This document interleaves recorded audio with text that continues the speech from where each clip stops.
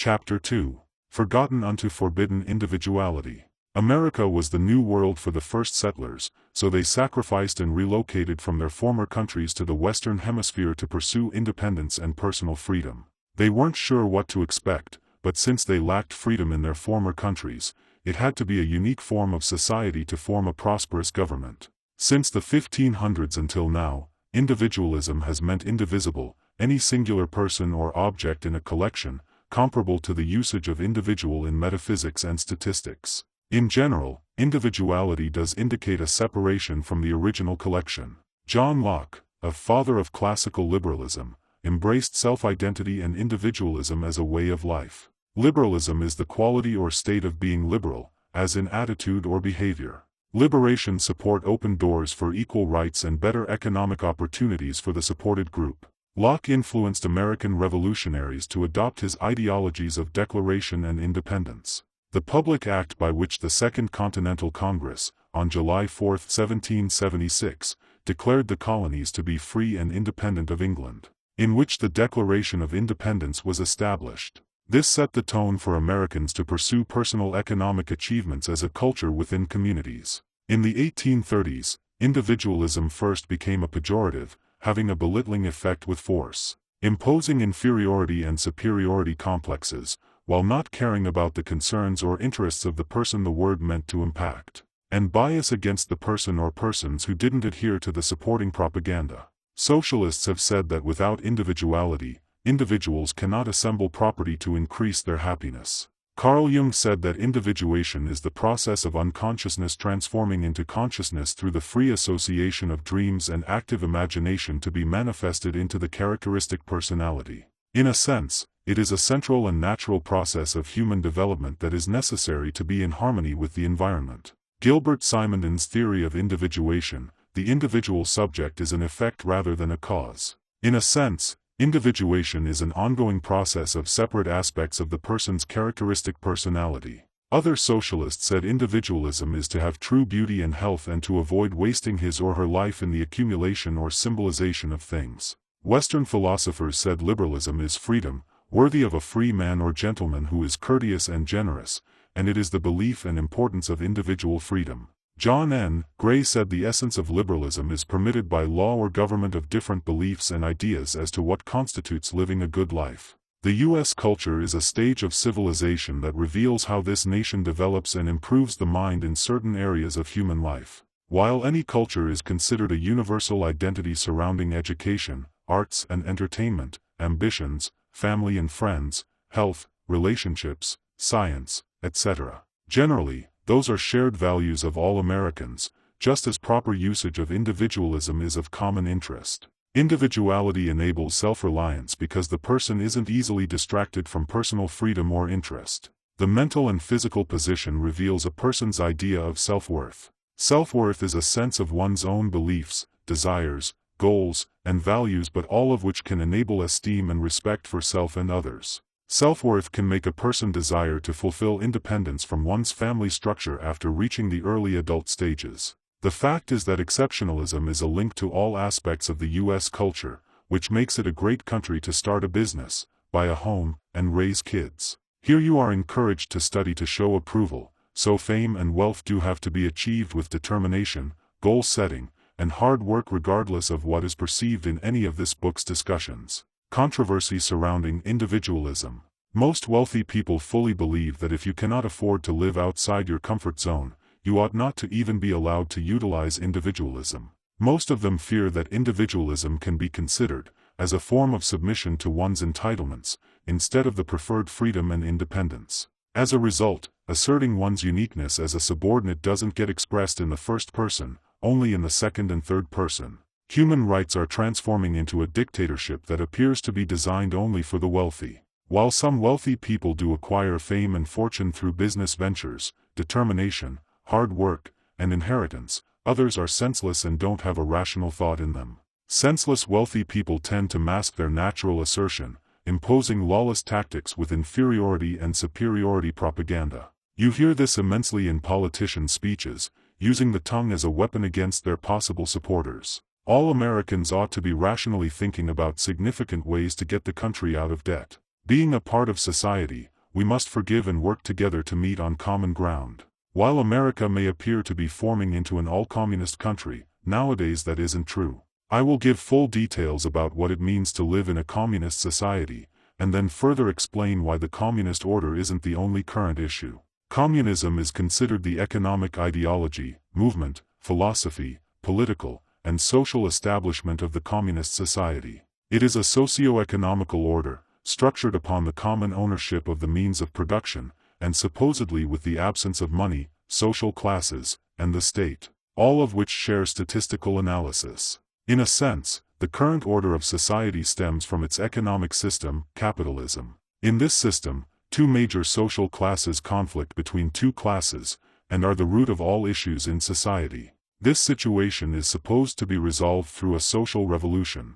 Communist countries around the world include China, People's Republic of China, Cuba, Republic of Cuba, Laos, Lao People's Democratic Republic, North Korea, DPRK, Democratic People's Republic of Korea, Vietnam, Socialist Republic of Vietnam, countries with ruling communist parties, and socialist countries. The PUSA is a well-known communist party in the U.S. that was established in 1919. It has declined due to events such as the Second Red Scare and the influence of McCarthyism, but it still does support the Soviet Union. However, in 1963, the House of Representatives and Senate reviewed a document entitled Communist Goals for Taking Over America. 45 separate issues included schemes of attacks and techniques. Over the last 55 years since the list was introduced in the House, there have been changes that have occurred. The Soviet Union dissolved in 1991, which existed from 1922 to 1991 and was in Eastern Europe and Northern Central Asia. Those countries were the last members of the Soviet Union's constituent republics to declare independence. Communism isn't mentioned anymore by the controlled MSM. Because the founders of communism, World Zionism, are now the dominant force in the Western world and control every major cultural, commercial, geopolitical, and social aspect of all Americans' existence. About 27 of the 45 communist, Zionist, goals on the list have been achieved, and history has retired the other 18. In general, World Zionism created communism, took down Russia, set up the Soviet Union, and created world wars in which 100 million or more died. Associated sources: anarchism, Bolshevism, communism, Marxism, and World Zionism.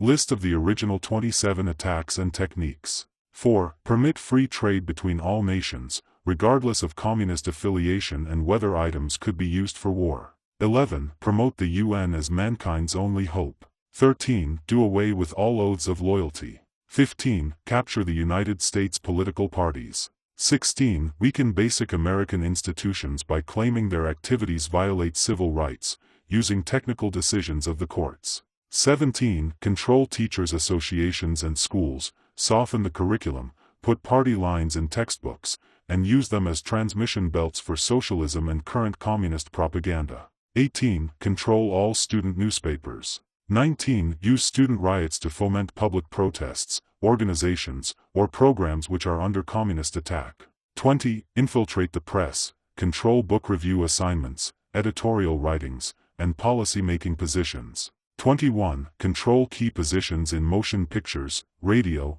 and TV. 22. Discredit the American culture by degrading all forms of artistic expression. Eliminate all good sculpture from buildings and parks, substitute awkward, meaningless, and shapeless forms. 23. Control art critics and directors of art museums. The plan was to promote meaningless, repulsive, and ugly art.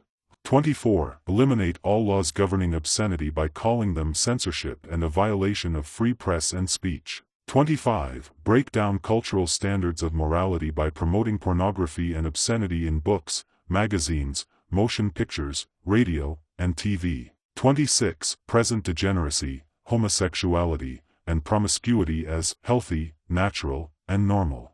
27. Discredit the Bible and emphasize a need for intellectual maturity because it doesn't need a religious crutch. 28. Eliminate prayer and religious expression on school grounds, saying that it violates the principle of separation from church and state. 29. Discredit the American Constitution by calling it inadequate, old-fashioned, unmodern, and a hindrance to cooperation between nations on a worldwide basis. 30. Discredit the American Founding Fathers by presenting them as selfish aristocrats who had no concern for the common man. 31. Belittle American culture and discourage the teaching of American history, saying that it was a minor part of the big picture. Put more emphasis on Russian history since the communists took over. 32. Support the socialist movement to give centralized control over the culture's education, mental health clinics, social agencies, welfare programs, etc. 37. Control and infiltrate big business. 38. Transfer some arrests from the police to social agencies and treat behavioral problems as psychiatric disorders so that only psychiatrists can understand or treat them. 39. Dominate the psychiatric profession and use mental health laws as a means of gaining coercive control over those who oppose communist goals. 40. Discredit the family as an institution and encourage easy divorce and promiscuity. 41. Emphasize a need to raise children away from the negative influence of parents. Attribute mental blocks, prejudices, and retarding of children to the suppressive influence of parents. 42. Create the impression that insurrection and violence are legitimate aspects of the American tradition, whereas special interest groups and students rise and use united force to solve economic, political, and social problems. Other techniques. 46. Import anti-white racists from the Third World, via an open borders policy, then force their integration to conquer and divide white Western civilization in North America. 47. Feminize men, disarm both the citizenry and military, especially white males. Since all these revolutionary communist issues have long been implemented, their goal now is to continue attacks and techniques. These come from the original list, and it doesn't include the ones that were added thereafter. The PUSA was influential in American politics in the first half of the 20th century, which has played and still plays a role in the labor movement. It is somewhat known for opposing racism and racial segregation. According to the party's constitution that was adopted at the 30th National Convention in 2014, the Communist Party now operates under the principles of democratic centralism. Their ideological constitution program struggles to negotiate unity for the working class, discrimination, national chauvinism and oppression, racist ideology and practices, and segregation. Also, discrimination against bisexuals, gays, lesbians, and transgender people, and some of which are supposed to be non-negotiable. If the democratic centralism wants to change, they ought not to support the original 27 plans of attacks and techniques, because some of the attacks and techniques contradict the overall goal of negotiable agreements, such as discrediting the American Founding Fathers and the family as an institution hasn't helped women and kids want to honor the biological family structure. This has only formed into utmost disrespect for males in general. Discrediting the American Constitution and the Bible hasn't formed forgiveness and unity, even though the Bible is unmodern. Promoting pornography and obscenity in books, magazines, motion pictures, radio, and TV hasn't shown ethical values. Encouraging easy divorce and promiscuity hasn't formed a firm foundation for youth without ethical values. Since it has been confirmed that youth need a healthy environment in which they live to eliminate most mental disorders, parents need support for long-term marriage. Back to the discussion, in communist states, dictators of the collectivist society do not permit individuals to think freely, and all must subordinate themselves to the state. In general, class, race, or state doesn't matter when making everyone a part of a group. Their sole purpose is to serve the group's needs, without a life of their own. The dictators of the collectivist society distort any realization of individuality and replace it with the self-sacrificial mentality to symbolize a whole humanitarian body. Even though helping others helps themselves support the group, the people helping usually will not get the acknowledgement of being humanitarian, and basically, the dictators do. Humanitarianism consists of having concern for or helping to improve the happiness and welfare of others, eliminating all aspects of a personal life that would normally involve independence. Since those states collectively don't support individuality, anything singular is considered of the imagination and unreal. No person is ever expected to be outstanding or unique. Therefore, human beings are interchangeable parts of the group's whole. A few of those communist states even went as far as to forbid friends and romantic relationships. Those states have formed cruel control over thoughts, and it is mass destruction against individualism. In those states, you can't even use the word I, it is replaced with the word we. For those reasons, a lot of Americans may not mind embodying the humanitarian mentality if they can get credit. But no one wants to become an all-communist country. Individualism involves individual rights to freedom and self-realization, and most times, discrimination of human rights is excluded when propaganda becomes the supporting factor. The sense of a community with sacrificial social actions and rights has been replaced with an every man and woman for themselves mentality. Complexities, generosity, and values contradict individualism for triumphalism. Some people get greedy and become narcissistic, twisted with having individuality.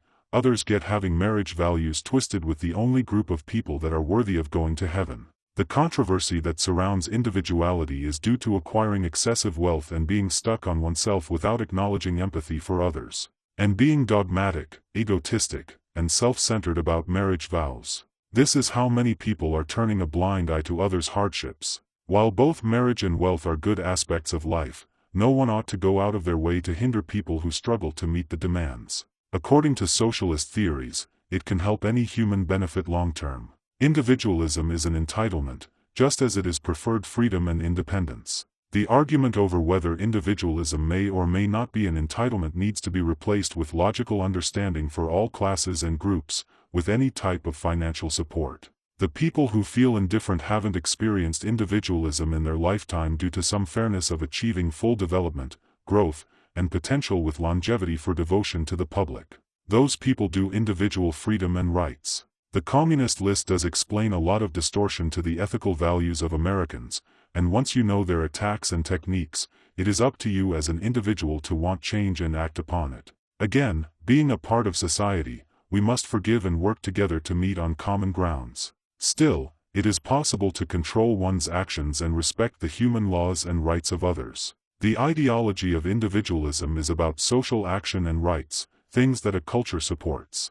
Certain abilities normal people desire and need. 1. To be worthy of the Church's guidance. 2. To be influenced by the teachings of Christ. 3. To dress appropriately when attending church. 4. To allow biblical ethics to be the central focus. 5. To be influenced by music that will build up the human body. 6. To allow a pure heart with speech to manifest within themselves. 7. To have personality and gender issues to be in focus. 8. To build a marriage situation that is in order with ethical values, in which they can raise their kids. 9. To avoid the influence of being tempted to lie or steal. 10. To avoid argumentative personality traits. 11. To overcome a history of abuse. 12. To avoid influences such as alcohol, illegal drugs, pornography, and sex outside of marriage. 13. To avoid criminal behavior of any kind. Why do people get this way? They are immature and need guidance, but often we tend to give up on these types of people.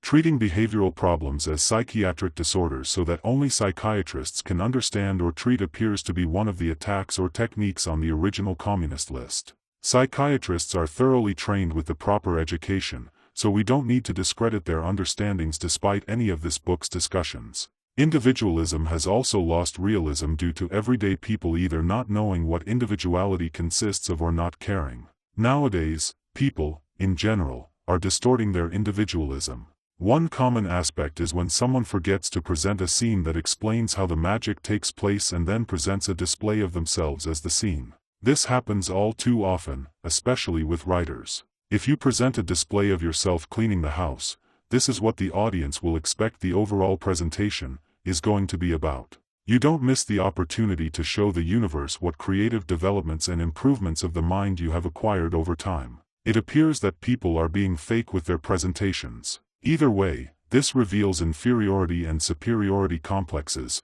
senselessness, and other personality disorders. We favor keeping it 100, when in fact, our comparative traits are like the criminally insane. While extra opinions and thoughts are common traits of opinionated people. The everyday people who are opinionated and overly authoritarian parents. It is well known that overly authoritarian parents are imposing ancestral dogmatic ways upon the new generation.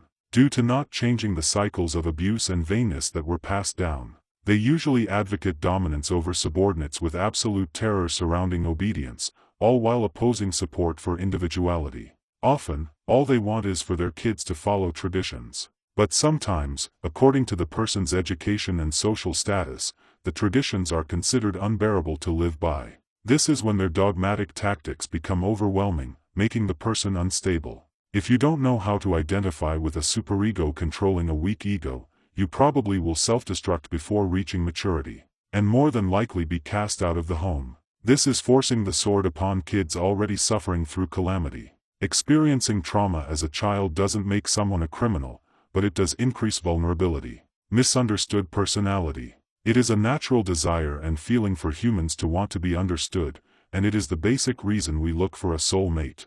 Someone who needs and wants to understand our bad, good, right, and wrong elements. But people who suffer from personality disorders are often misunderstood. Both borderline and psychopathy personality disorders seem to be more widely misunderstood than others. Borderline disorder is primarily attached to women. It carries a disgraceful reputation, however, it is treatable. It is misunderstood because there are over 200 different ways the disorder can present itself, with 9 possible symptoms. The collective symptoms are pervasive, surrounding 5 areas of dysregulation: behavioral, cognitive, emotional, interpersonal, and self-centered. This personality disorder occurs in the context of relationships, resulting in patterns of intense disruption and instability. Feelings such as fear of abandonment, impulsivity, intense mood shifts, and recurrent suicidal behavior. This disorder doesn't stand alone. High rates of co-occurrence exist with disorders such as bipolar disorder, eating disorders, major depression, and substance abuse. Often, one of the other disorders is diagnosed instead, and then ignored or dismissed. Psychopathic personalities in the media are more memorable than others. But these are people we don't like or understand, and so we associate them with being psychopathic. Some of the personality traits tend to be emotionally disturbed, showing signs of anxiety and dysphoria. Psychopathy is inherited and caused by environmental issues. And it isn't a single personality disorder, it is a confluence of several different personality traits reflecting differing levels of boldness, disinhibition, and meanness. A multifaceted condition marked by a blend of personality traits. Studies have shown that adults and youth can show a decrease in criminal behavior and violence after intensive treatment. However, psychopathy cannot be equated with extreme violence or serial killers. Intuitive personality traits are too misunderstood. Often, they have a variety of interests, and their idea of success is different from others. They act and think differently from family and friends, making situations frustrating, and either side struggles to understand them. Usually, this makes the person feel alone and isolated. People with intuitive personalities never accept things at face value and generally feel on the edge of society. They tend to mistrust authority and overthink things, and then visualize another side of the story. Influential personality theories. As human beings, each one of us has different personality traits that represent who we are and provide the ability for interaction. Personality is a person's true inner nature, and it reveals the unique impression we make on others. The study of personality involves the ability to identify with human individuality. However, if you were taught to hide feelings and emotions, you probably won't have much personality. You won't have freely expressed characteristic traits that have manifested over time. Psychologists use personality to refer to the characteristic patterns of actions, feelings, ideas, and thoughts. Consistent and distinctive traits are usually organized into characteristic patterns of behavior.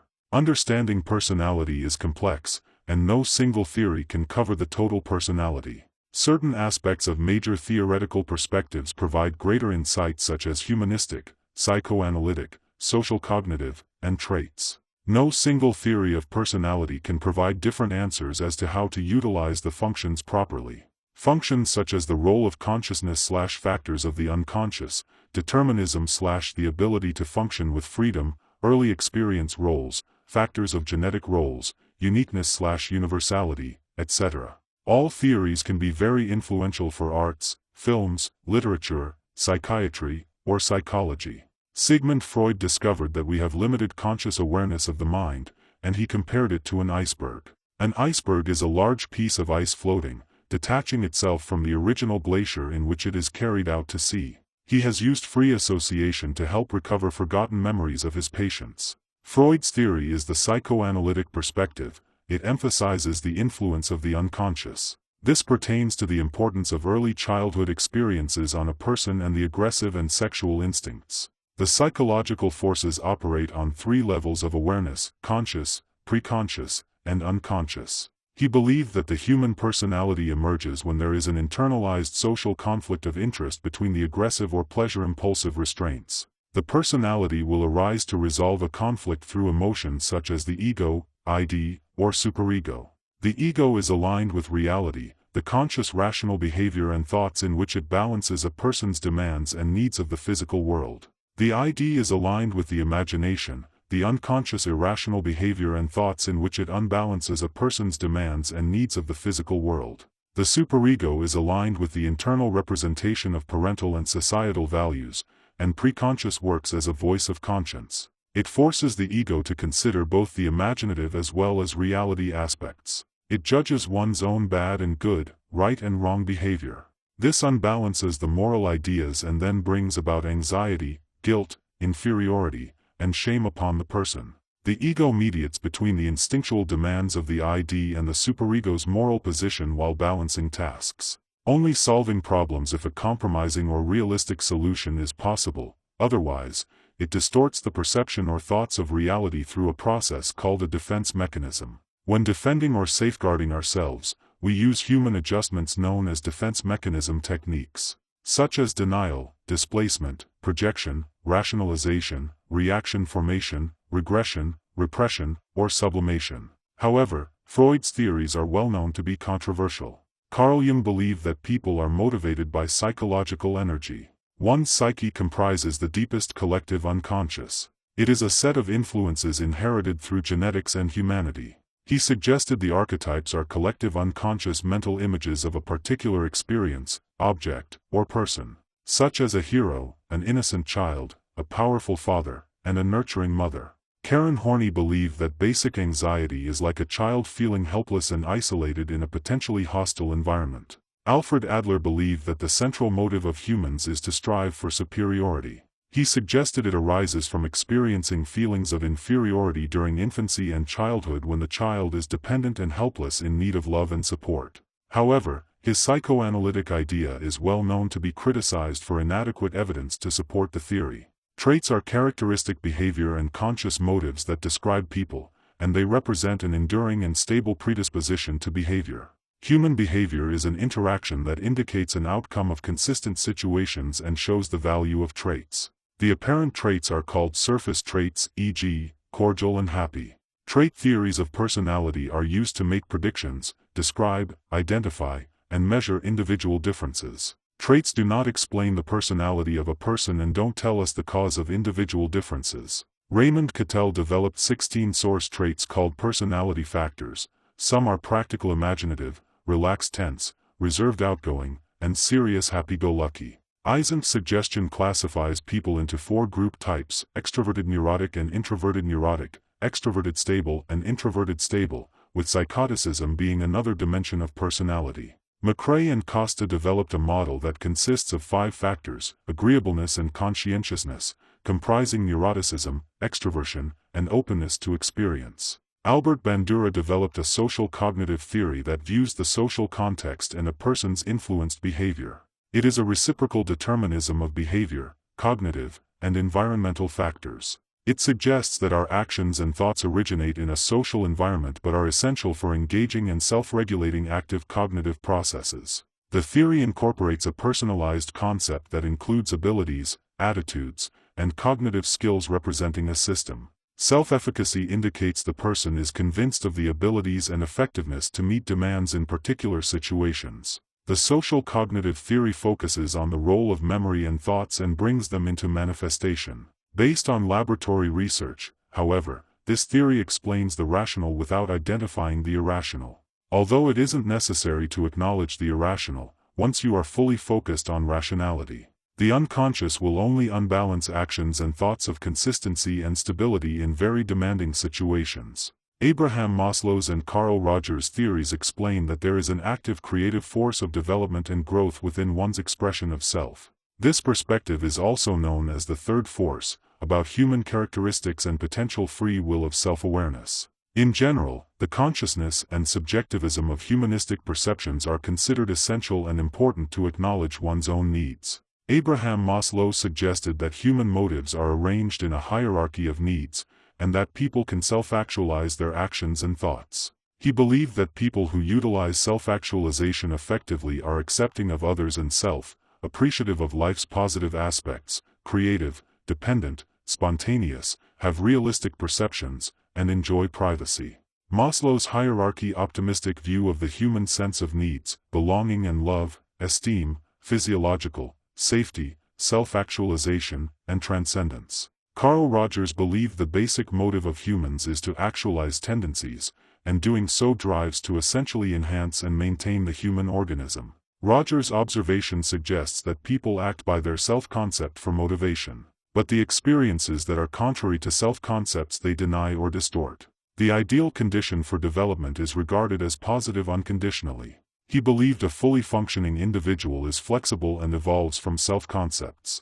Indian culture has a very different theory of personality. It is called the Samkhya. It is one of the 6 leading systems of Hindu philosophy, stressing the duality and reality of matter and spirit. The Samkhya has 3 qualities of Prakrit or nature that refer to gunas, in Sankhya and Vedantic philosophy Rajas, Sattva, and Tamas. Bhagavad Gita views the 3 gunas in a prototypical order, and at any point in time, one may dominate. The behavior of a person depends on the guna that is dominating the person at any point in time. Bhagavad Gita is a portion of the Mahabharata, having the form of a dialogue between the hero Arjuna and his charioteer, the avatar Krishna, in which a doctrine combining Brahmanical and other elements evolved. Gunas. Rajas of passion. A person who is dominated by Rajas guna has qualities that include a desire for a sense of dissatisfaction, envy, gratification, materialism, and vigor. Sattva of goodness or purity. A person who is dominated by sattva gunas has qualities that involve balance,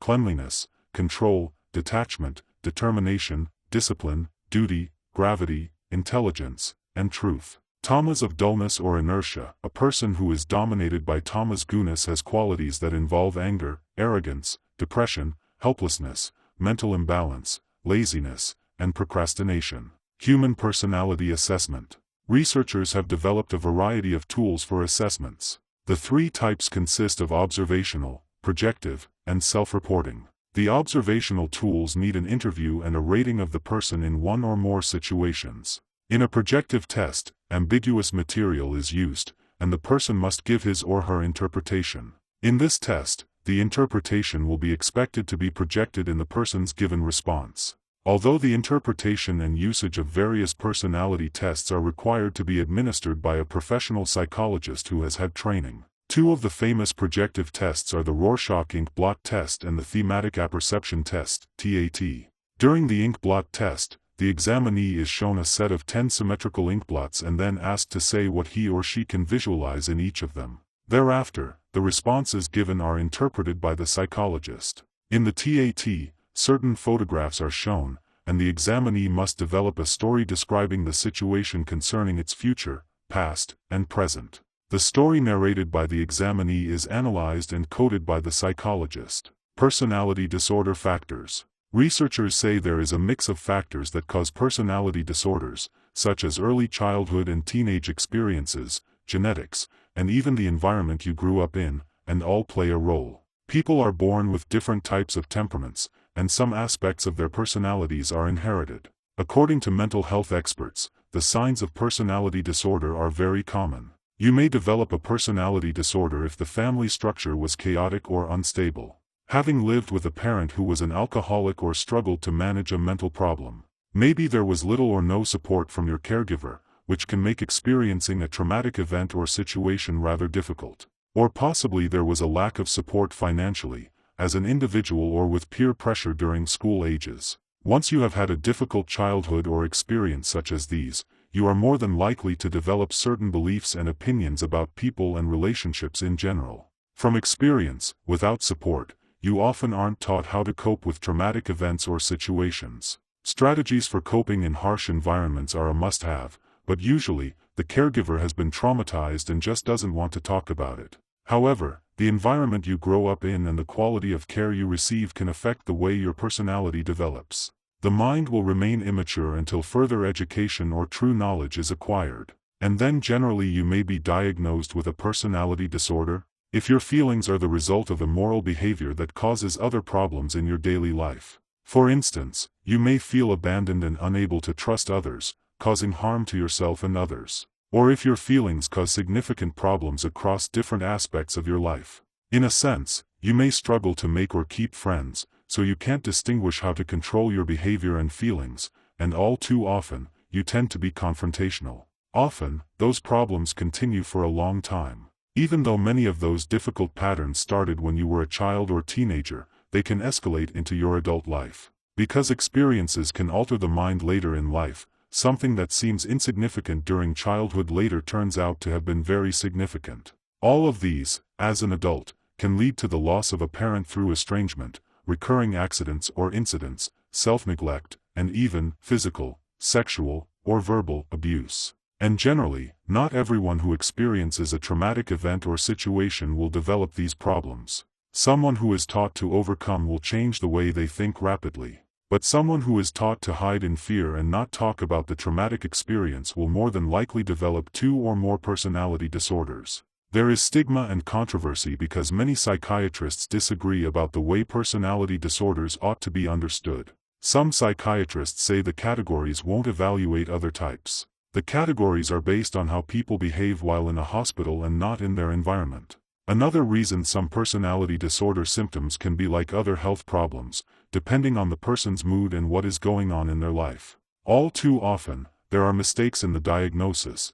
A person suffering from a personality disorder may be labeled or insulted by the diagnosis and may experience stigma. Therefore, the person may find the diagnosis unhelpful. Depersonalization disorder, DPD, also known as derealization disorder, whereas a person feels periods of detachment or disconnect from one's body, surroundings, and thoughts. DPD is one of a group of conditions called dissociative disorders, and the primary symptom is a distorted perception of the body. Observing oneself can feel like being a robot in a dream or fog, and having an out-of-body experience, but realizing that things aren't as they appear, while feeling as if your physical movements or speech are out of your control, and feeling as though time is passing you by, and you aren't in the present. Some people often fear that they are going crazy while feeling depressed or panicky.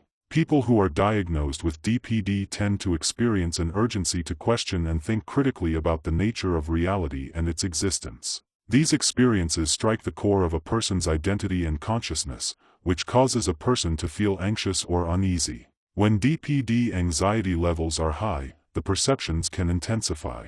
Episodes of DPD may last a few minutes or even years. The inner turmoil created by this disorder can result in certain brain diseases, depression, personality, phobia, or seizure disorders, even low self-esteem, self-harm, substance abuse, etc. Also, it can cause physical symptoms such as chest pain, blurry vision, nausea, visual snow, and sensations of needles and pins in one's arms or legs. Since these hallucinatory states are distortions or illusions, they are not the true hallucinatory phenomena of psychotic breaks from reality.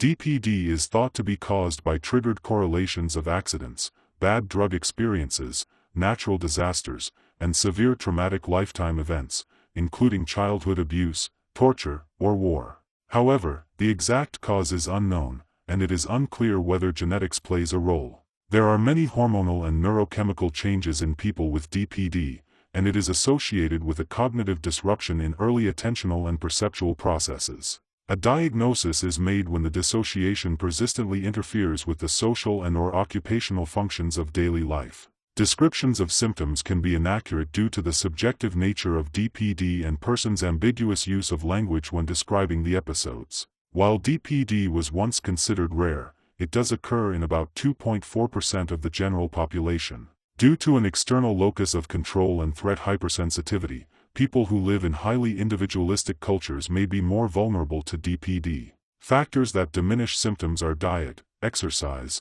stimulation, personal interactions, and relaxation. Alcohol and fatigue were listed by some people as having worsened their symptoms. Studies have found that patients with DPD could be distinguished from patients with clinical depression and post-traumatic stress disorder. Men and women are equally diagnosed with DPD, but onset is typical during teenage to early adult ages. DPD was first used by Henri Frédéric Amiel in 1880 and first used in 1898 by Ludovic Dugas. DPD causes pathological changes to the body, resulting in sensory impairment, which was an early theory of Maurice Chris Haber. His hypothesis was challenged by others who believed that patient complaint was taken too literally and did not, leaving error with description metaphoric. However, the psychodynamic model formed dissociation as a defense mechanism, the basis for conceptualization. Now, it is a defense against a variety of conflicts, negative feelings, and experiences. Sigmund Freud experienced derealization while visiting the Acropolis. It was difficult and overwhelming for him as a reality. The Freudian theory is a basis for the description of DPD as a dissociative reaction that was placed in the category of psychoneurotic disorders. Some argue that depersonalization and derealization may both be impairments to one's ability to perceive reality. Below are the 10 personality disorders. A person would not be diagnosed with a personality disorder if they only have one or two of those characteristics. Personality disorders and descriptions. Suspicious id impulsive anxious. Antisocial borderline avoidant. Paranoid histrionic dependent. Schizoid narcissistic obsessive c. Schizotypal. Suspicious. Antisocial or dissocial. The person usually has had a diagnosis of conduct disorder before reaching age 15 and now has a criminal record. Generally, they put themselves in dangerous situations without acknowledging the consequences of their actions for themselves or others. They often behave aggressively, dangerously, illegally, or unpleasantly while getting in fights. Often bore very easily, act on impulse, and find it difficult to hold down a job. Tend to believe whatever means necessary is the way to survive and live a successful life, and only the strong survive. Commonly do things to get what one wants, putting self-needs before others. And basically, feel no sense of guilt after having been mistreated by others. Paranoid, the person does not confide in people, family, or friends. Generally, find it difficult to trust people for believing they will continuously use them, and basically, they expect them to take advantage. Often, they closely watch others, looking for red flags of betrayal or hostility, and commonly read dangers and threats in everyday situations. Schizoid, the person generally is uninterested in forming close relationships with other people, including family. They tend to feel relationships cause problems and will interfere with personal freedom. They would rather be alone to work out their thoughts. Schizotypal, the person may appear anxious, hostile, and tense towards others who do not share the same beliefs. Their expressions and thoughts are odd and unusual according to the choice of word phrases. Others find the behavior to be erratic and odd because the person may be experiencing paranoia in certain situations.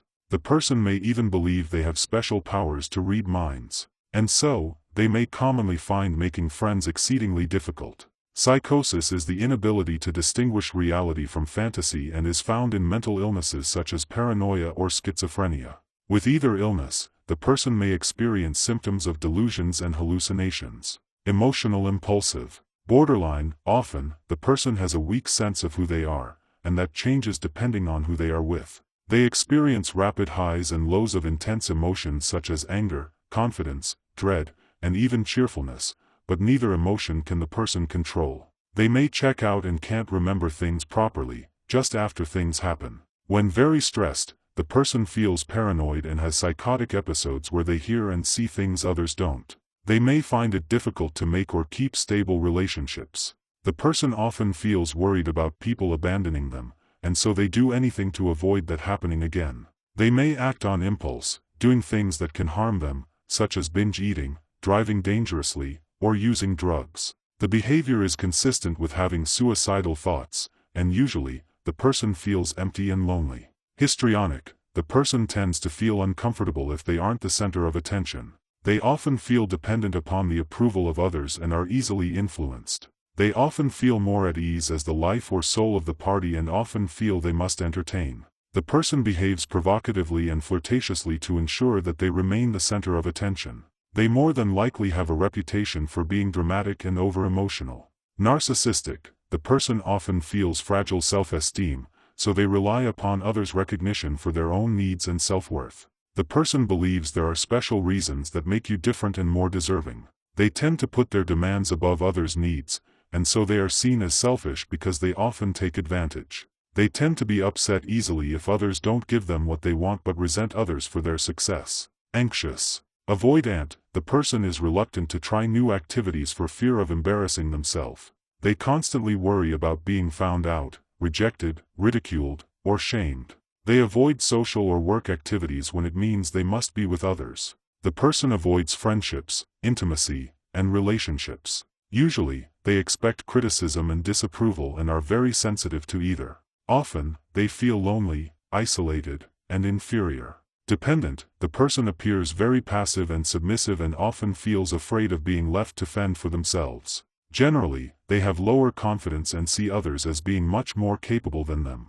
The person often feels needy or weak and unable to make proper decisions or function with help or support. They usually agree to things they dislike or feel are wrong to avoid being alone or losing someone's support. And so, they allow others to assume responsibility for many areas of their lives. Obsessive-compulsive, anarchistic, the person prefers to live life without interference from others and usually is emotionally cold-hearted. Because they get little or no pleasure from life, the person has little interest in intimacy or sex. Often, the person sets unrealistically high standards for self and others, and they tend to think they are the best person to just make things happen. They tend to worry when they or others make mistakes and expect a catastrophe if things aren't perfect, but are reluctant to spend money on themselves or others. And so, they hang on to items with no significant value but take advantage of others' generosity. They pretend things are under control by being orderly. Generally, OCPD is separate from OCD. Sure, those words and phrases of the mental disorders descriptions could have been switched around to show a non-mental person forming strength and support in relationships. This is how our culture's thought process can be degrading at times for a person who is mentally ill. According to a 2002 U.S. survey, 14.8% or 30.8 million adults met the criteria for having a personality disorder.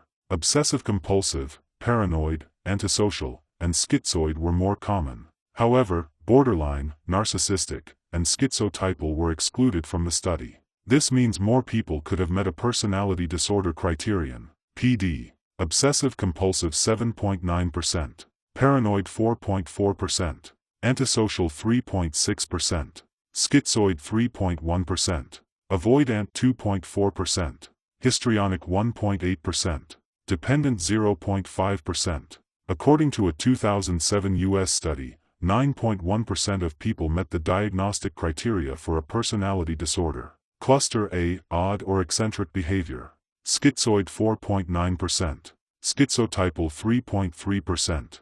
Paranoid 2.3%. Cluster B, dramatic, emotional or erratic behavior. Borderline 5.9%. Antisocial 1%. Narcissistic 1%. Cluster C, anxious or fearful behavior. Avoidant 4.6%. Obsessive-compulsive 2.4%. Dependent 0.6%. According to a 2007 study, of the UK population, there was an estimated 9.1%, or 2 out of 10 people, that met the DSM-4 criteria for a personality disorder, with avoidant, schizoid, schizotypal, and obsessive-compulsive being more common. PD males-females. Avoidant 5.2%, 47%, 53%. Schizoid 4.9%, 49%, 51%. Schizotypal 3.3% unstated. Obsessive. Compulsive 2.4%, 69%, 31%. According to a 2013 U.S. statistic, 1.6% of the population had borderline disorder, with 75% of the people diagnosed being women. Take time to make your well-being a priority. Find unique ways to help yourself cope rather than self-harm. It can change the way you feel towards yourself and others. Talk to family and friends. Sharing difficult thoughts with them will make the interaction seem easier. Let them see you are working mentally and physically to change your circumstances. Try to set clear boundaries and expectations with them. If they have hurt you in the past, avoid judging them because forgiveness is necessary. Most importantly, avoid interrupting them while they are talking. This is so they will acknowledge avoiding interrupting you. Exercise patience and avoid talking while angry. If you get angry, just simply wait until you are calm to talk. Remember, you want to feel safe around them and so help them see how they can prevent triggers from reoccurring in the future. Remind them of their positive aspects, and don't be resentful towards them. Work on forming fruitful relationships, and be loving and kind by talking with humble admiration to achieve long-lasting results from reconciling relationships. Also, there are crisis hotlines that will help. check the Crisis Services page for more information in your local phone book, or reach out for support through peers on significant social networks. Other methods for coping: eating healthy, getting plenty of exercise, relaxation, and sleep. All this will help manage thoughts and calm the unbalanced energy. Keep an energy mood diary to identify events or situations that trigger a change in your mood for the future. And stay open to learning more about any health problems you face, so you do not remain in the same circumstance. Below are major diseases and disorders that affect many athletes and the military dramatically after brain injuries or molestation. Chronic traumatic encephalopathy, CTE, is a degenerative condition that is caused by repeated head injuries. Neurons are the basic building blocks of the brain. They are known as neurons or nerve cells. Over 90 billion neurons connect in a complex network, allowing you to interpret and react to the environment. Every neuron has three main parts: the axon, axon terminal, and cell body. In general, we will focus on the axon. The axon is a long and skinny structure that behaves like a wire in an electrical circuit. Neurons communicate with one another by sending electrical signals down their axons and off to adjacent cells. To help distribute chemicals and materials throughout the cell, neurons have a special transportation system made up of tiny tubes called microtubules. These tubes run the length of a cell, helping materials from one end make it to the other. Since these tubes are tiny, they need help supporting their structure. A special protein called tau helps keep everything together by sticking to the tubes outside. Tau supports the microtubules. Microtubules help the cells function, and the brain operates normally. Once microtubules break down, tau proteins float freely inside the nerve cells. Under certain conditions, the freely floating tau proteins change shape, in a process called phosphorylation, causing them to clump together. The clumps spread to surrounding brain areas, and then the clumps continue to grow and spread without additional head impact through a process called prion spread. In a diseased brain, the same protein that helped keep everything together eventually causes nerve cells to fall apart. Scientists say the tau in CTE spreads in a distinctive pattern that is unique to CTE. They believe the slow spread of tau clusters is the reason signs and symptoms do not show until decades after the trauma, causing behaviors, difficulties with thinking, emotions, physical problems, especially aggressiveness, anger, depression, irritability, suicidal behavior, and eventual progression to dementia. However, CTE is only diagnosed after death. Scientists are developing a way to diagnose CTE in a living person. Positron emission tomography, PET scans, is injecting a tracing chemical that binds to the tau proteins in CTE and then using a special brain scanner to trace where the chemical settles in the brain. The technique is only designed for tau, and one day it is supposed to reveal telltale distributions of tau tangles in people who are alive. Post-traumatic stress disorder, PTSD, is a mental condition that's triggered by a terrifying or reoccurring event, whether experienced or witnessed. This includes having seen or gone through a car accident, kidnapping, serious injury, sexual violation, warfare, or other threats to a person's life. The condition was originally known as combat neurosis or shell shock. The term post-traumatic stress disorder was first used in the 1970s and officially recognized in 1980. It is normal to have upset feelings, be on edge, or have trouble sleeping after this type of stress. Symptoms may include severe anxiety or depression, related dreams or flashbacks, as well as disturbing and uncontrollable thoughts about the event. Generally, PTSD can be triggered in a moment by an image, memory, or smell. You may have more PTSD symptoms when under stress or when you are reminded of the traumatic event. Thinking about the many things you went through while feeling despair, hopelessness, or shame. Maybe you tried to prevent the event from happening, but the person or persons involved were only concerned with their advantage rather than your disadvantage or disappointment. Symptoms can also arise while thinking about the many ways that a traumatic event could have been prevented. People who go through traumatic events have brief difficulty adjusting and coping. The symptoms can worsen, interfering with day-to-day functioning, causing significant problems in daily social situations or work tasks and relationships. These mental or physical distressing cues can make you want to avoid related situations altogether, and reoccurring hypersensitivity can increase the fight-or-flight response. At first, it may be challenging to do daily activities such as spending time with family and friends, school, or work. PTSD symptoms are generally grouped into 4 types: intrusive memories, negative changes in mood and thinking, changes in emotional and physical reactions, and avoidance. PTSD symptoms can start within 1 month of a traumatic event and sometimes may not appear until years after the event. Most people start feeling better after a few weeks or months. However, symptoms can last for months and even years. Symptoms vary over time from person to person. Avoidance: trying to avoid talking or thinking about the traumatic event. Avoiding activities, places, or people that remind you of the traumatic event. Intrusive memories: recurring and unwanted distressing memories of the event. Reliving the traumatic event as if it were happening again, flashbacks.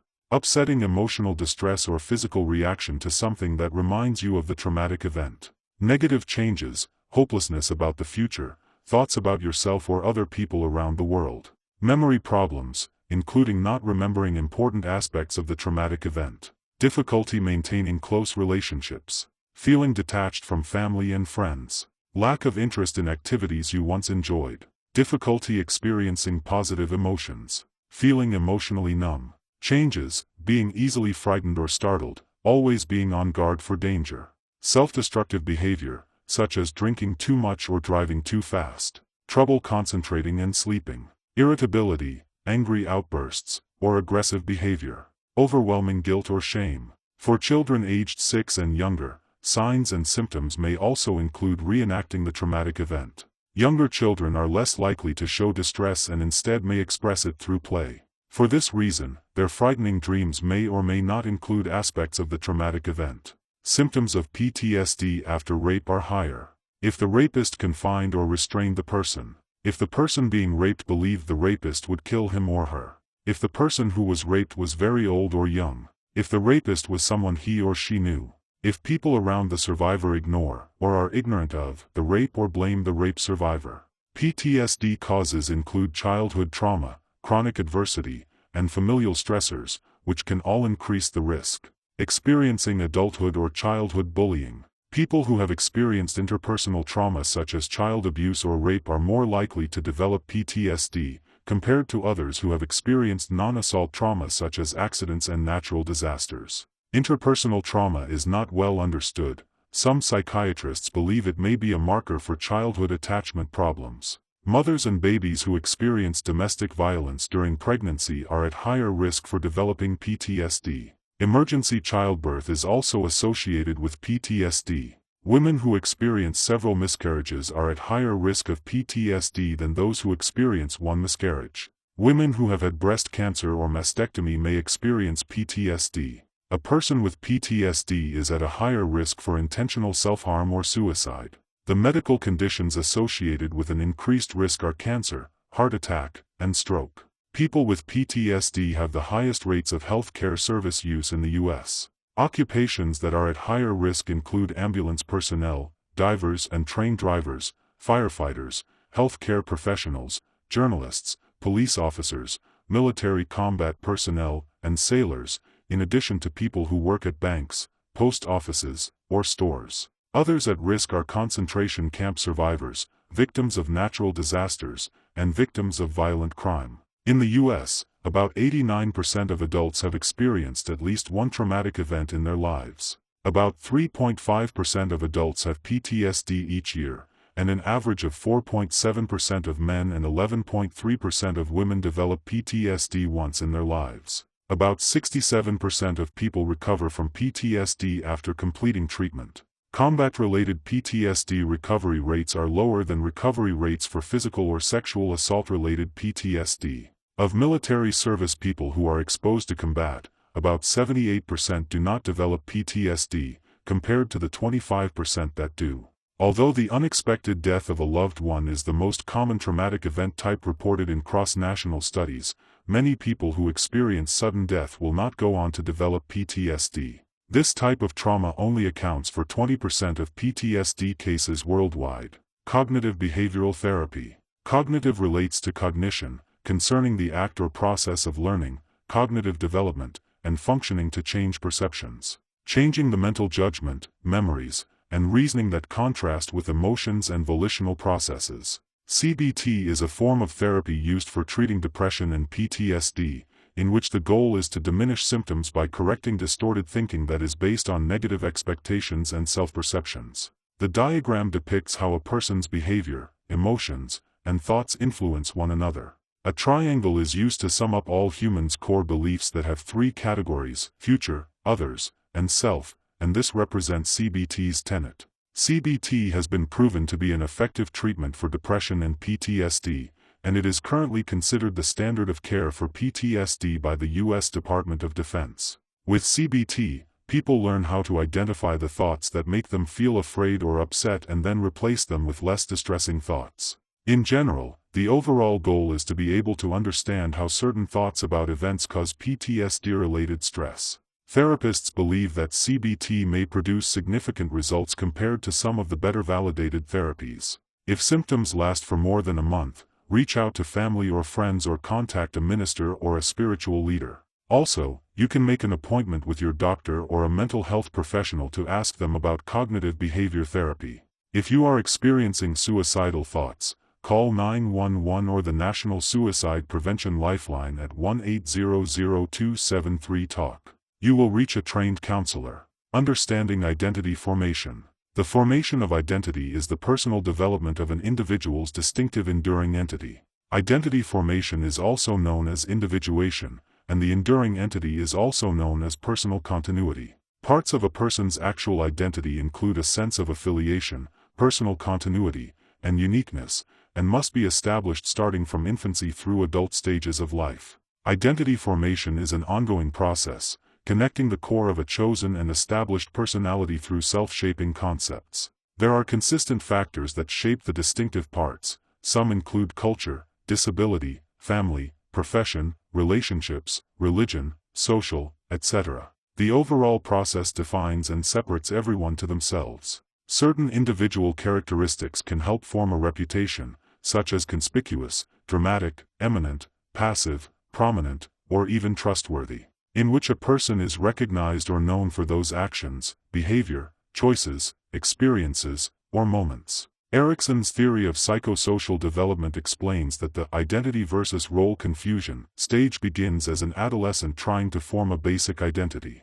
Building occupational and social identities will manifest throughout a person's lifetime. Throughout each person's lifetime, they experience different conflicts and crises. The experiences will arise at certain points in life and must be resolved to progress to the next 8 stages. It will be complicated to determine or keep one's own identity intact. However, the crisis will be resolved with identity achievements. Understanding who they are as a unique person, accepting and rejecting others while estimating goals and values. Once an adolescent has attained identity achievements, they are ready to move forward to the next stage of intimacy versus isolation. They will seek companionship and form strong friendships with others. After that, if the identity versus role confusion crisis isn't solved, the adolescent will face confusion moving forward with plans and the role of an adult. Distortion of one's own identity can lead to distortion of forming a shared identity with others and instability throughout adulthood. Self-concept, known as self-identity, is the sum of a human being's knowledge and understanding of oneself. The self-concept is different from self-consciousness, which is an awareness of oneself. These components include physical, psychological, and social attributes. These can influence a person's attitude, beliefs, habits, and ideas. The attributes and components aren't general concepts of self-esteem or self-image. Identity is the condition or character as to who a person or what a thing is, the beliefs, qualities, etc., that distinguish or identify a person or thing. Influence is the action or process of producing effects on the actions, behavior, opinions, etc., of another or others. Practical identity types. A business is an occupation, profession, or trade that involves the purchase and sale of goods to make a profit. A person, partnership, or corporation engaging in commerce, manufacturing, or service. In a business, a professional identity comes into being when there is a philosophy that is manifest in a distinct corporate culture, giving it the corporate personality. To go into business sometimes requires formal education and training. Business skills involve accounting, agreements, business cards, concepts, management, leadership, loyalty, organization, planning, specific benefits by role, strategies, and task forwarding, and these are just the basics. Culture is the quality in a person or society that arises from a concern for what is regarded as excellent in arts, letters, manners, scholarly pursuits, etc. Cultural identity gives a person a sense of belonging to a culture or group that influences the individual's identity, just as historical and modern culture. While adhering to either group, individuals may choose certain aspects to refine their cultural experience or ideas. Cognition is the mental processes of judgment, memory, perception, and reasoning, as contrasted with emotional and volitional processes. The act or process of learning cognitive functioning will enable abstract and logical reasoning, making it easier to observe and study possible identities. A person who has advanced cognitive development and maturity resolves identity issues significantly quicker than others, leaving more time to cultivate their identity. An early established identity is highly recommended to form desired life goals. A collective is a group that combines individuals. Individuals dedicate their lives to the group over individual identity. They assume risks and defend the views of the group.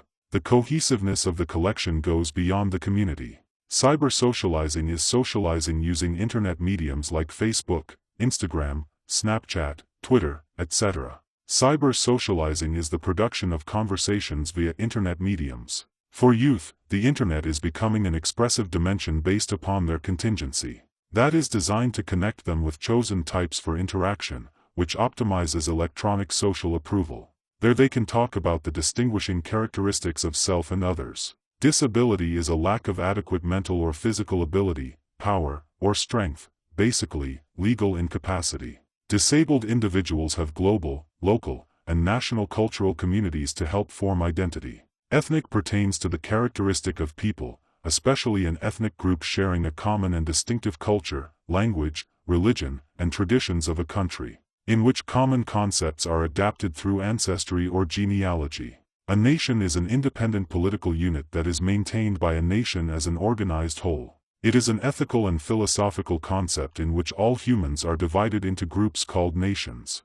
Usually, members of a nation share a common identity and origin such as ancestry, descent, names, or parentage. Ethnic and national groups' identities are crucial to a person's well-being. A family is any group of people that are closely related by blood, such as aunts, children, cousins, and parents. A family can include adopted members. Through interaction, each has its influence on a person's identity. This is how a person learns the commitments and vows of relationships.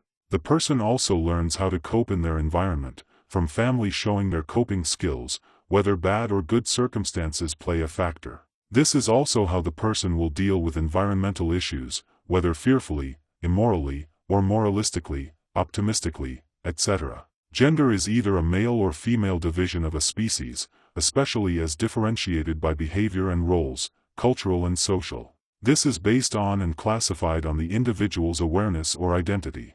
However, gender identity may affect a person in a variety of social structures, family, employment, ethnic group, religion, or irreligion. Interaction is reciprocal action, effect, or influence. The direct effect that one person has on another, particularly in asserting or causing the influence of one person on another.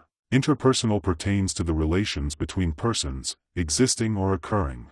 Social relations form the basis of concepts such as movements, organizations, structures, and systems. In a sociological hierarchy, social relations deal with social questions or problems, especially focusing on cultural and environmental factors rather than on psychological or personal characteristics. Society is comprised of two or more people who are socially organized, forming a multitude of social interactions and regulated by social norms, with each having a social position and role. The development of interpersonal identity occurs during exploratory self-analysis and evaluation and ends with an established, consolidated, and understandable sense of identity for oneself. However, the actions and thoughts of others can create social influences that can change a person. Character assassination or categorization, labeling others, with comparison to others' prominence, being a supporting factor, does occur in societal environments. You see this immensely in corporate jobs, politics, reality TV, or anywhere a person can dominate. One person may dominate another with less education or financial independence. Someone else may distort another person's character for financial gain or one's benefit. Someone may even associate another with a certain group due to their actions or behavior. This is a form of peer pressure, but the person can either result in negative actions and behavior or face fears. And sure, someone's behavior shouldn't define you if the behavior doesn't justify your actions. Character assassination isn't necessarily done by a sane individual, but there is a choice being made. According to our culture, there must be a hierarchy to base the ability of success upon, otherwise, there wouldn't be a higher expectation for future goals. This is a moral standard any person ought to strive to reach higher expectations. And generally, anyone can choose not to assassinate another person's character. Be aware, but don't let imbalanced energy in social environments hinder moving forward with identity development. Interpersonal skills give a person the ability to examine and question personal elements such as behaviors, beliefs, and ideas. To have skills is to do something well, but it does require aptitude, knowledge, practice, etc. Parenting is the role a father and mother play to their children. They are there to protect and nurture the children that they bear or rear. They are the origin and source of a caretaker or guardian. Boys' and girls' identity formation is significantly influenced by parental involvement in areas such as support, school, and social monitoring. The more secure a relationship a child has with their parents, the more likely they will explore identity options and find freedom. Otherwise, when the relationship isn't as close, a child tends to fear rejection from parents and others, making them feel less confident in forming an identity separate from their parents. A peer is a person who is equal to another in abilities, age, background, qualifications, and social status. Conversation between close peers helps to further their identity formation. Engaging in conversation helps to be able to joke about touchy subjects and offer advice while providing support. Those who have similar experiences can encourage those who can't relate to certain relationship problem areas. A profession is to follow an occupation as a means of livelihood or for gain, and one must be taught a profession. Professional identity connects the identification of a person with a profession, exhibited by ethical standards as accepted by the profession, that will include an alignment of roles, responsibilities, and values. Religious refers to a member of a religious order, the congregation presented with vows of faith for scrupulous conscientiousness. The term religious identity refers to personal practices of communal faith and rituals to communication stemming from such conviction. This also includes faith and mystic experiences. A religious identity begins with the parents' religious association and their contacts, enabling the person to choose a religious identity. It involves adherence to a set of codified beliefs, practices, rituals, and studies of ancestral and cultural history, mythology, traditions, and writings. Scholastic refers to education, schools, and scholars.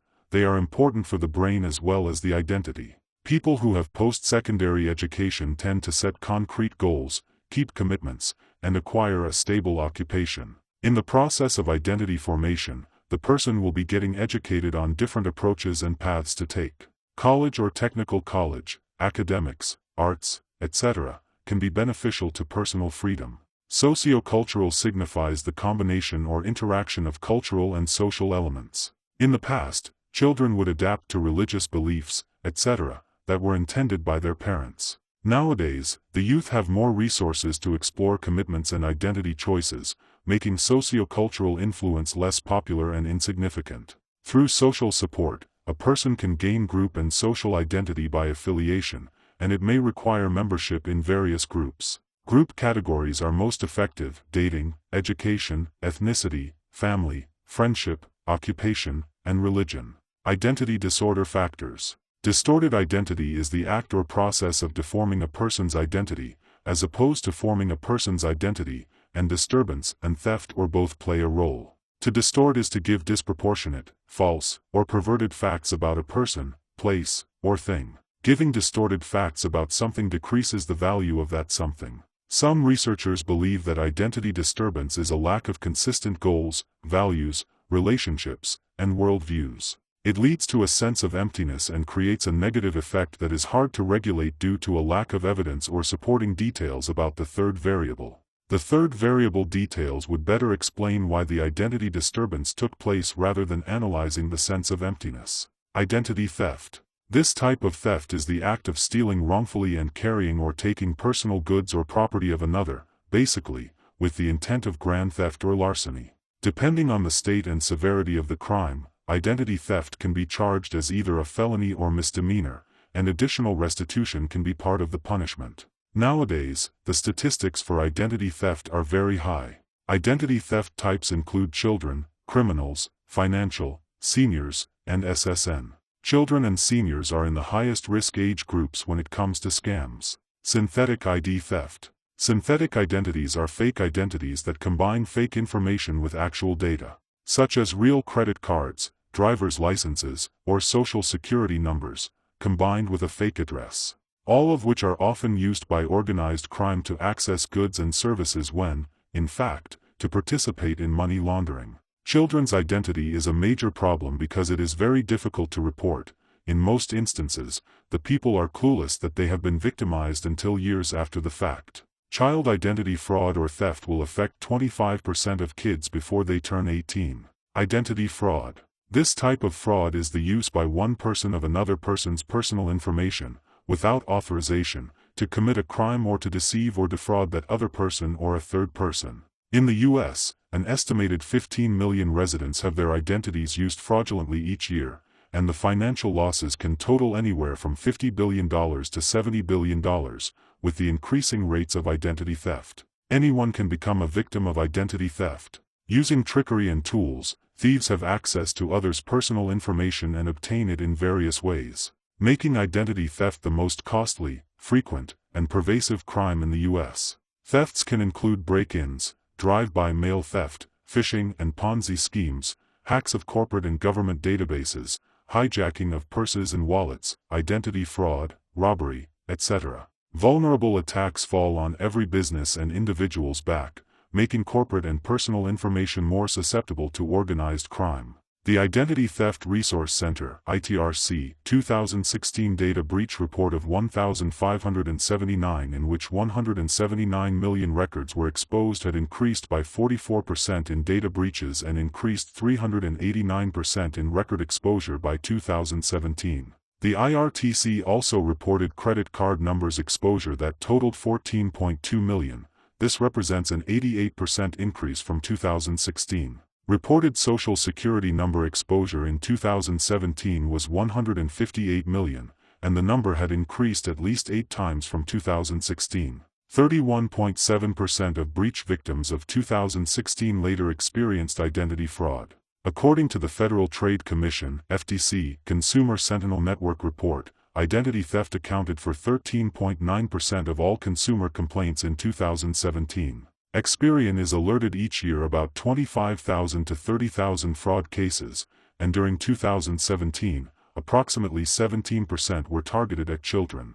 Just based on Experian alone, a survey taken in August 2017 in which 73% of Americans were worried about their personal information being stolen, an increase of 4% from a similar survey taken in 2015. Many consumers lose money via wire transfer. They reported that the initial contact was made by telephone, and fewer complaints were the result of email or mail. Other fraud reports included employment or tax-related, totaling 82,051, phone or utilities, totaling 55,045, banking, totaling 50,517, lease or loan, totaling 30,034, and benefits or documents, totaling 25,849. Known as the most common form of identity theft in 2017, with there being 133,015 reports, credit card fraud had increased 23% from 2016. According to 2017 statistics, consumers reported $905 million in total fraud losses, a 21.6% increase from 2016, with the median average loss being $429. Identity theft victims are more likely to experience identity fraud when there is an increase in data breaches. There were an estimated 13,852 child identity complaints affecting ages 19 and under. This represented 3.89% of all identity theft complaints in 2017, a slight decrease from 2016. For senior identity theft and scams, 35% of fraud complaints were reported, which impacted 18.9% of Americans ages 60 and older. Statistics showed that Michigan was the state with the highest reported identity theft complaints per capita. California, Florida, Maryland, and Nevada were included in the top 5 states of identity theft complaints according to the FTC. The number of fraud-related complaints in 2017 was an estimated 1.1 million, and Florida had the highest state per capita rate reported, followed by Georgia and Nevada. According to fraud complaints, consumers reported paying over $744 million, with the median average amount being $450. Emotional statistics of identity theft. According to the Identity Theft Resource Center's study, 27% of identity theft complainants reported they had contacted law enforcement about the theft, and 87% indicated that a report was taken. The loss of data and personal information to identity theft can take up a lot of money and time, which can bring on emotional distress for victims. The aftermath statistics showed that 26% of respondents had to borrow money from families, while 22% had to take time off work. 15.3% of respondents sold possessions to pay for expenses that were caused by their identity theft, and 6.7% obtained a payday loan. Victims often feel annoyed having to deal with the impact of identity theft. There are anxiety and financial problems that come with the loss of data and personal information. The aftermath statistics of an emotional impact showed that 66% of respondents experienced fear related to their personal and financial security. While 53% felt a sense of helplessness or powerlessness, 7% reported feeling suicidal. Although 75% of identity theft victims reported feeling severely distressed by the misuse of their personal information, 25% of respondents said they had sought professional help either through therapy, group therapy, or other types of support. If you often feel distraught and are contemplating suicide, it is highly recommended that you call the NSPL at 1-800-273-8255. Victims of identity theft. Often, it takes up to 3 months, or even 3 years, for victims to find out that they have been victimized by identity theft. Having said that, it is highly recommended to monitor your accounts and review personal information to stay on top of potential threats. Also, you can get identity protection to help protect yourself and your family. If you are a victim, you can call the Identity Theft Hotline at 1-877-438-4338. Dissociative identity disorder, DID, is referred to as multiple personality disorder. DID was not a diagnosis until DSM-4, which was published in 1994. Then, it was called multiple personality disorder, and the name was changed to reflect a better understanding of the condition. Giving acknowledgement for DID characterization by fragmentation or splintering of identity, rather than by growth or proliferation of separate identities. DID is a severe condition in which 2 or more distinct personality states are present, in which they take control of the person, alternating back and forth between actions, behavior, circumstances, and outcomes. The person also experiences extensive memory loss, but not the same as ordinary forgetfulness. Half of the people with DID report having had 2 or 3 personality identities, and over time, that has increased to 16 or more. The primary personality often has the patient's actual name but tends to be dependent, depressed, guilty, and passive. The other personalities are more active, aggressive, and hostile, often containing a current timeline that avoids or lacks childhood memory. Most of the personalities are ordinary people and animal parts, but celebrities, fictional and mythical beings have been reported. These states alternately show in a person's behavior, and all this is the reason why some people describe DID as an experience of possession. Possession form of DID can be distinguished from culturally accepted possession states in that the former is distressing, involuntary, and uncontrollable. Often, persistence or reoccurrence involves conflict between the individual and his or her surrounding family, social or work surroundings, and is manifested often in places that violate norms of the culture or religion. The associated conditions sometimes include borderline, depression, post-traumatic stress, substance misuse disorders, along with anxiety and self-harm. According to statistics, it affects about 2% of the general population. In Europe and North America, 3% of those are admitted to the hospital with mental health problems. DID is diagnosed in females 6 times more often than in males. In about 90% of cases, people with this rare condition are often victims of severe abuse, in general, childhood trauma. Other cases are linked to health problems during childhood or experiences of war. While genetics does play a role, people who are diagnosed with it report more historical psychological trauma than those diagnosed with any other mental illness. Being diagnosed with 5 to 7 comorbid disorders on average is much higher than other mental illnesses. This rarely reported disorder has become controversial and more common. Controversy surrounds DID within both the legal system and psychiatry. In court cases, it has helped some people plead the insanity defense. While extremes of stress, specific relationships between childhood abuse, disorganized attachment, and lack of social support are components of DID. Another explanation was suggested, which includes the lack of childhood nurturing, resulting in an insufficient ability to dissociate experiences and memories from consciousness.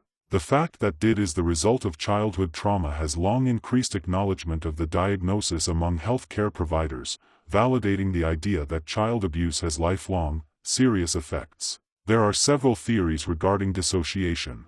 Psychiatrist Paulette Gillig describes a distinction between an ego state, behaviors and experiences possessing permeable boundaries with other such states, but united by a common sense of self. The ego state alters each separate autobiographical memory, independently leading with a sense of ownership over the individual's behavior, commonly used in discussions of DID. Ellert Nagenwis and colleagues describe a distinction between personalities that assume responsibility for day-to-day functioning, which is associated with blunted physiological responses and reduced emotional reactivity, referred to as the apparently normal part of the personality, or ANP. Those emerging in survival situations, involving fight-or-flight responses, painful emotions, vivid traumatic memories, referred to as the emotional part of the personality, or EP.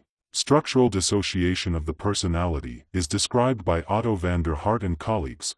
Their attribution to pathological or traumatic causes is divided into primary, secondary, and tertiary. According to this theory, the primary dissociation involves one of each ANP and EP, while the secondary dissociation involves one ANP along with two EPs. The tertiary dissociation is unique to DID and is described as having two of each ANP and EPs. Others have suggested dissociation can be separated into two distinct forms, compartmentalization or detachment. The latter involves a failure to control normal controllable actions or processes, which is most evident in DID. Efforts to psychometrically distinguish between normal and pathological dissociation have been made, but they have not been universal.